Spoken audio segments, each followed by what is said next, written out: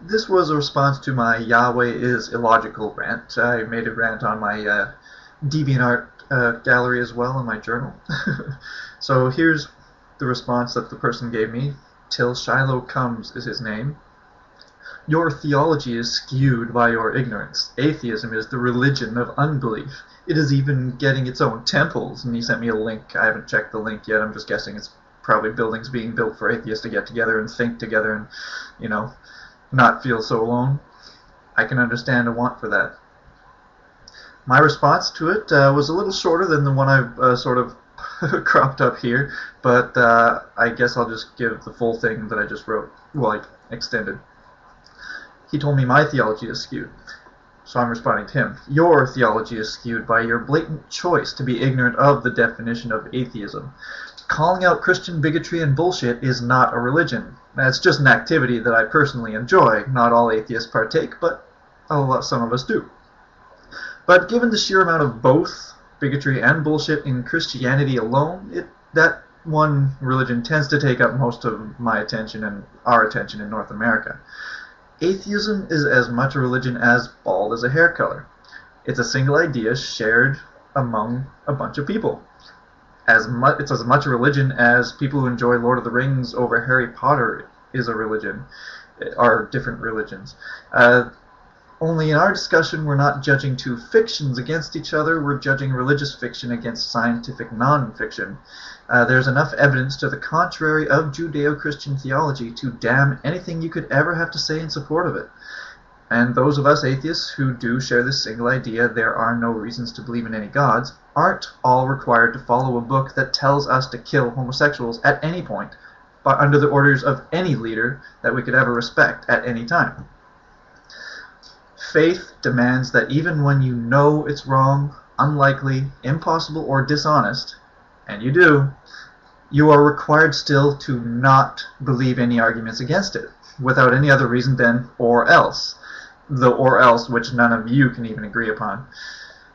And that's why I can never join any magic-based cult solely hinging on the words and actions of other humans who have not met any of the characters in their stories, have not yet died and visited the afterlife, and then when they do have an experience with magic, they refuse to show anybody so that it may be recorded and tested for us to understand to be true, without the need for belief or faith or vague feeling. And any time it has been tested, it's been shown to be false. James Randi has not been able to give out his $1 million prize yet. And then on top of all that, people who represent you in your name because you choose to label yourself with their name are telling me to vote against supporting people I love because this magical being isn't fond of those types of people. My view of theology is skewed by the harm done to other people, in reality, by its most devout followers who base their actions, blame their actions, credit their actions and successes on something they need faith to permit their minds to believe in, because they know the evidence does not support anything they say. His response to that, my shorter response, was just calling out Christian bigotry and bullshit is not a religion. It's just an activity I personally enjoy. Atheism is as much a religion as bald as a hair color, and those of us who share this single idea, there are no gods, reason to believe in any gods, aren't all required to follow a book that tells us to kill homosexuals.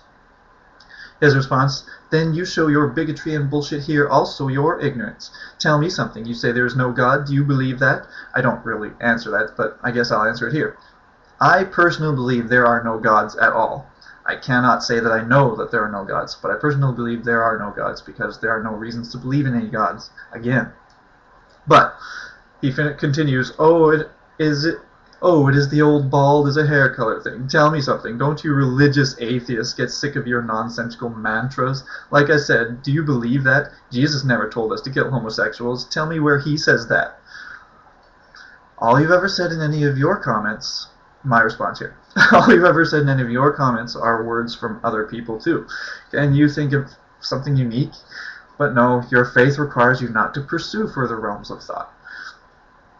Leviticus 20:13, your Bible, within the laws of Moses handed down by your God himself, says to kill homosexuals. And Jesus said himself that he came to fulfill the laws of Moses, and that failing to obey even a single letter of God's law will make sure you are excluded from heaven. On the other hand, there is no atheist Bible And none of the books written on the subject of atheism that I've read by any of the well-known atheist writers even suggest harming anyone ever. Your move. If you want to project Christianity's bigotry and bullshit onto atheism and atheists, you're going to need to do better than "I'm rubber, you're glue," which is all your argument really amounts to. And the reason I use the bald as a hair color argument, which I acknowledge are words from other people, but when they ring true, they're worth repeating, like a person who calls not collecting stamps a hobby. If there's no hair, there's no way to color it. And just as atheism relates to religion, we have no magical beliefs. We can't have a religion built around our lack of magical beliefs. We have understandings made from the actual facts and reality that can be proven and still can be and have been shown to us. Yet none of the gods have ever shown themselves to us in modern times, their only traces being the words of humans and some artwork or idols of the ancient humans. Excuse me. Most of the words left by most of the gods, including Yahweh and his demigod Jesus, can be proven to be inaccurate, false, or outright dishonest. One can only conclude that religions are all most likely human fabrications due to our innate cluelessness about ourselves and our universe, our wild imaginations, our willingness to believe in those we trust, and the selfish agendas of some of those same people that we may trust, that we think we can trust. Humans can weave rules around invisible imagery, imaginary beings to fool gullible people, like he promised never to interfere again, or he gave us free will, or then he wouldn't have the opportunity to watch most of us burn horribly and be tortured for the rest of eternity. I mean, then life would be boring, wouldn't it? Don't you hate that argument? Then life would be boring. Yeah, because torture is not boring. I mean, yeah, it's not boring, but torture is so much better than being bored. What kind of mental... Anyway, none of those arguments will ever convince me, nor anyone who thinks for even 2 seconds about the whole topic. And that's where I end it. So yeah.